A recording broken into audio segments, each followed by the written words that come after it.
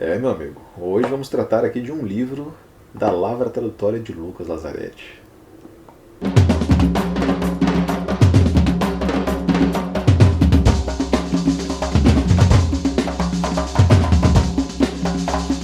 Livro de hoje, uma história cotidiana, Tomazini Guilemburg, publicado pela Arte e Letra, editora aqui de Curitiba. Tradução do nosso querido Lucas Lazzaretti. Lucas, que, para quem não sabe, além de escritor, comentarista aqui do Livrada, doutor em filosofia, pós-doutor em filosofia, e também é tradutor. E ele traduz do inglês, do espanhol, do francês, do alemão, acho que do italiano e do dinamarquês e do norueguês também, como é o caso deste livro aqui. Tá? Tomazini Guilemburg, o Lucas conta um pouquinho da vida dela pra gente aqui. Pelo que ele conta, me parece que ele chegou até ela por meio do Kierkegaard, que é o grande objeto de estudo aí, acadêmico do Lucas. Né? Então, esse livro aqui foi publicado em 1828, tá? Ou seja, século XIX.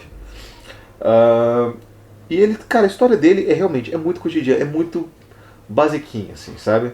A história por si só, ela carece de maiores acontecimentos e tudo mais. Vou dar uma breve sinopse aqui para vocês, mas depois eu vou explicar aonde que o livro ganha o seu mérito, tá? Então, uma história cotidiana, publicada pela Tomazini Guilemburg, que é uma escritora que foi elogiada pelo Kierkegaard, né? Estava falando disso. Ela publicou de forma anônima esse livro, né? Porque naquela época, né, mulher não fazia nada em público, né? Porque assim, a sociedade não permitia, né? Aí as coisas melhoraram de lá para cá, exatamente, né? É aquela coisa. Eu vi alguém falando algum dia isso, que o pessoal tava falando assim, o pessoal galera da nossa geração assim, se jactando, assim, a nossa geração é a geração mais tolerante, mais pra frentex, mais não sei o que. Cara, toda a geração anterior também foi a geração mais tolerante, mais pra frentex. Não tem nada de especial na nossa, não, cara. Mas enfim, né? As coisas funcionam assim, né? É um passo depois do outro. Mas beleza. E ela publicou de uma forma anônima, né? E publicou os livros seguintes como, tipo, o autor, porque no norueguês parece que no dinamarquês é pronome neutro, né? Então, assim, do autor, né, ou da autora, de uma história cotidiana. Então, esse livro meio que fez a fama dela nos circuitos literários aí da Dinamarca no século XIX. A história é uma história narrada por um cara que um dia conhece, assim, tipo, ele é um cara assim meio, sei lá, né? Um sujeito assim meio granfino, meio ok, meio bem de vida, funcionário, o cara tava fazendo uns negócios aí e tal. E um dia ele tá em, aonde que é? Mecklenburgo, né, que é na Alemanha, próximo da Dinamarca, etc. E ele se encontra com uma pessoa, com uma menina muito legal, a tal da Jet, sei lá como é que é no dinamarquês. E o cara, tipo, sei lá, eu não sei se é porque ele tava entediado ou sei lá, pelas circunstâncias, mas o cara noiva dessa menina, fica noivo dessa menina. Beleza, vão casar. Né? Aí beleza, o cara vai lá e começa a conhecer a menina, e a menina conta a história da família e tudo mais.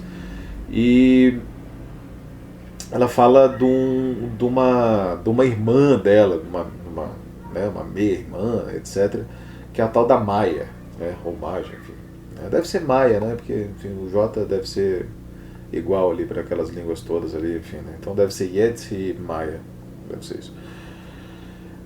Que ela é pintada por essa Yet como uma menina sem graça, desinteressante, etc. E que era uma história meio esquisita, assim. Ela era filha do primeiro casamento do pai da Yet, né? Então ela é tipo meia irmã, uma coisa assim. E ficou com o tio, e o tio levou ela para a cidade dele, né? Levou a Samaya para a cidade dele, e lá ela se apaixonou pelo filho do tio, né? Ou seja, pelo primo dela. E os caras, os dois também noivaram, e aí aos 45 do segundo tempo o cara debandou, né? Estava viajando, ir lá conhecer outra menina e desmanchou o noivado. E aí eles estavam meio tristes por causa disso, falou, você vai trazer uma alegria lá pra casa, porque tá todo mundo meio borocochô por causa desse negócio. Chegando lá para conhecer a família da Yeats, o narrador do livro já tem duas surpresas. Primeiro que tipo, ele tinha deixado o cachorro dele com ela, né, para ele poder fazer os negócios e tal. E ele chega lá tipo, e vê o cachorro empalhado no sofá, assim. E daí ela fala, pô, pois é, teu cachorro morreu, a gente empalhou, olha que bonito, que ficou uma homenagem legal, né? E daí ele já fica tipo, porra, cara, meu cachorro, né? Que droga e tal. O bicho fica, ele fica meio ele fica meio pra baixo pra caramba, assim, por causa desse negócio do cachorro. E chegando lá ele vê que tipo, a família da Yeti, as amigas ali dela, da mãe e tudo mais, cara, é uma galera meio sem noção, assim, todo mundo é muito barulhento, muito meio sem modos e tudo mais. Assim, nada muito agradável, né? Quer dizer, o cara depois de um arroubo de né, impulso e desejo, etc., o cara noiva da menina e cai na real de que a menina, né, meio jeca, assim, ok. Ele começa a ficar meio chateado com isso. Nisso aparece a tal da Maia.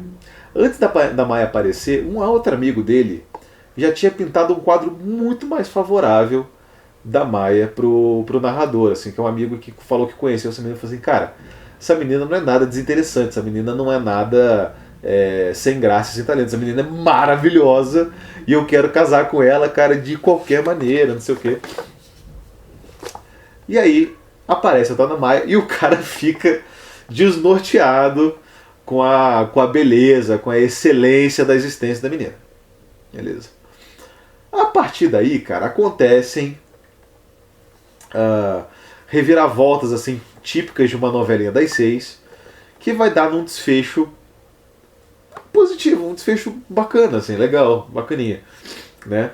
E aí não vou contar o final do livro, vou deixar para vocês imaginarem, mas é basicamente essas as situações que acontecem, né?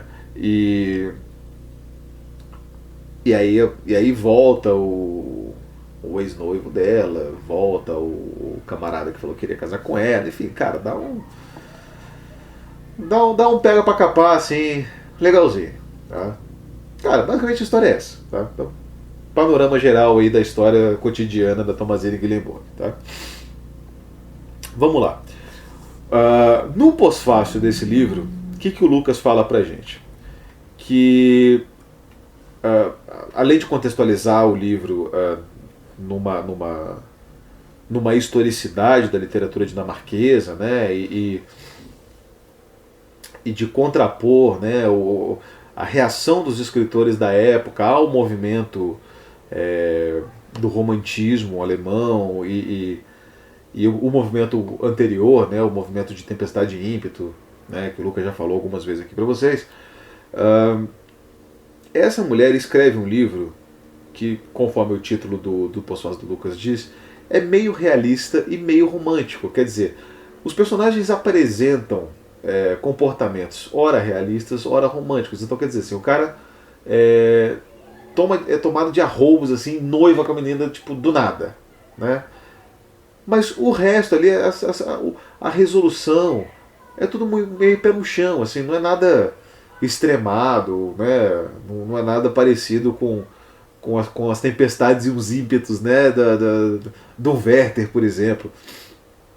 Mas tem esses elementos românticos, de uma exacerbação emocional, de uma extrapolação da situação, quase um histerismo da coisa, né? Mas por outro lado ele é um pouco realista. Legal porque não tinha esse termo realismo ainda na época, né? Então quer dizer, ela escreveu como se fosse um contraponto a esse carnaval todo do romantismo, e acabou fazendo uma coisa meio proto-realista de metade do livro. Não é nem metade temporal, metade para lá, metade para cá, metade mesmo, assim, tipo, o livro ele tem momentos muito não românticos, né, muito realistas e tal. Quando eu li esse livro, eu tive assim um vislumbre disso que o Lucas fala no pós-fácil. Claro que o pós-fácil do Lucas esclarece muita coisa pra gente, né? Aliás, uma coisa que eu gosto muito do Lucas escrevendo textos de não ficção, inclusive porque se contrapõe diretamente ao ofício dele como ficcionista, né? O Lucas tem um poder de concisão imenso na não ficção dele, coisa que ele não tem no romance, na literatura dele, né? O Lucas, ele escreve pra caramba, assim, ele constrói clima, ele dá volta e tudo mais. Então, assim, o romance dele não é um romance... Por romance, estou falando do escritor Morre à Beira do Rio, né? Que é um romance excelente, vocês têm que ler, inclusive, né? E ele é um romance muito gordo, assim, muito recheado. E aqui ele tem um poder de construção muito legal. Eu me lembrei um pouco das histórias russas, né, que eu gosto bastante do século XIX também, né, principalmente os Dostoiévski do começo de carreira e os Tolstói da fase maluca dele, né, tipo, o Tolstói à beira de fugir de casa e tudo mais. Legal que esses dois, tanto o Dostoiévski do começo quanto o Tolstói da fase maluca, os dois são muito posteriores à escrita da Tommasini, né? Tommasini escreveu 1829, se não me engano, 1828. Então, quer dizer, cara, nessa época, literatura russa, como a gente conhece, né, o que a gente conhece do século XIX da literatura, estava engatinhando ainda, né? Quer dizer, não tinha Pushkin, Gogol ainda, essas paradas para fazer aquele desabrochar da literatura como a gente conhece. Mas me lembrou muito esse comedimento das emoções em oposição a uma situação potencialmente muito dramática, né? Para dar nome aos bois aqui, falando de dois livros específicos, Sonata Kreutzer e Noites Brancas. Para quem já leu, vai meio que sacar o que eu tô falando. Então, assim, a tônica desse livrinho aqui, ela é muito parecida com esses dois livros. E por conta disso, a gente consegue vislumbrar um ímpeto meio pioneiro aqui na Tommasini Guilenburg, que deixa a gente mais curioso para saber o que estava rolando na Dinamarca nessa época, para ter um insight tão legal assim, com relação aos movimentos literários que viriam a despontar depois, né, no final, mais para metade e para o final do século XIX, né? Mas, cara, tirando isso, ela é uma história muito singela, muito simplesinha e é muito curta também, né? O livro, ele não tem muitas páginas, ele tem 90 páginas com as partes sobre o tradutor, sobre o autor, sobre a autora e o pós-fácil do Lucas, né? O livro mesmo, acho que tem 74 páginas, ele é muito curtinho, lê num dia, e eu acho legal que daí você conhece um pouco mais da literatura da Dinamarca e conhece também um pouco do trabalho de tradutor do Lucas, né? Aqui, publicou traduções de textos literários e filosóficos do inglês, espanhol, dinamarquês, francês, italiano e alemão. Então o Lucas traduz dessas línguas aí. E dentre os trabalhos de tradução, destaque o romance Amor e Pedagogia, do Miguel de Unamuno, e Sonatas Memória do Marquês de Brandolin, bem como o ensaio A Crise e uma Crise na Vida de uma Atriz, de Søren Kierkegaard, etc. Fora isso, cara, o projeto da Arte e Letra sempre é muito bacana, né? Capa dura e tal. A Arte e Letra faz livros bem artesanais, assim. Então, olha, tem uma folha de guarda aqui legal, cadernação artesanal, capa dura. Isso aqui os caras lá, né, o Thiago e o Freire, os caras fazem na mão, sacou? Então realmente vale a pena ter um livro com essa qualidade aqui, né? Achei bem bacana, então recomendo para todos os amantes da literatura dinamarquesa do Brasil e do mundo, ok? E é isso, galera, se inscreva no canal, ajuda a gente lá no Catarse, dá um joinha, comentem aí o que vocês acharam dessa historinha, né? Deem um salve pro Lucas aqui nos comentários. Digam o quanto vocês gostam do Lucas aqui nos comentários, porque eu sei que vocês gostam e o Lucas precisa saber disso sempre, tá bom? Um abraço, galera, aí, tchau.